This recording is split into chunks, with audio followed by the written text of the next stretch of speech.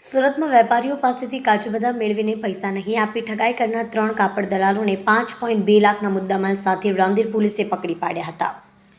આરોપીઓ શહેરના વેપારીઓ પાસેથી છળ કપટથી કાજુ બદામ, લાકડાની પ્લાય, કાપડના રોલ અને તેલનો મુદ્દામાલ મેળવી લીધા હતા।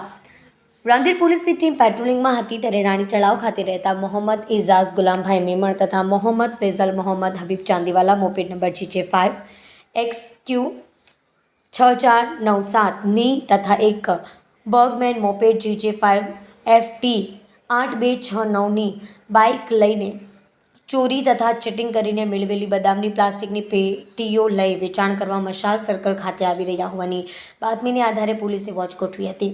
જેને આધારે પોલીસે 3 આરોપી કાપડ દલાલ મોહમ્મદ ઇઝાઝ ગુલામ મોહમ્મદ મેમણ ઉંમર 31, મોહમ્મદ ફૈઝલ મોહમ્મદ હબીબ ચાંદીવાલા ઉંમર 32 અને એઝાઝ ઉર્ફે બાટલા મુસ્તાક ડાયર ઉંમર 35ની ધરપકડ કરી હતી।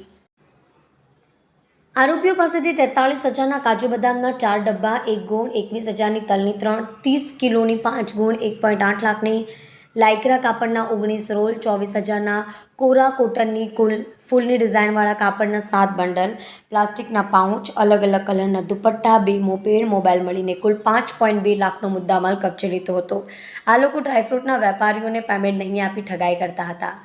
SCP BM ચૌધરીએ જણાવ્યું હતું કે આ કામના આરોપીઓ સુરત શહેર વિસ્તારના અલગ અલગ કાપડ, લાકડાની પ્લાય, તલ, કાજુ બદામની ચીજ વસ્તુઓ વેપારીઓને દુકાને લઈ જઈ માલ ખરીદવા ઓર્ડર આપી તેઓ જણાવેલ જગ્યાએ ઓર્ડર મેળવી લે પેમેન્ટ માટે વેપારીઓને બીજી જગ્યાએ બોલાવી ત્યાંથી પેમેન્ટ આપ્યા વગર નાસી જવાની એમઓ ધરાવે છે। હાલ મુદ્દામાલ અંગે ફરિયાદીની તપાસ ચાલુ છે।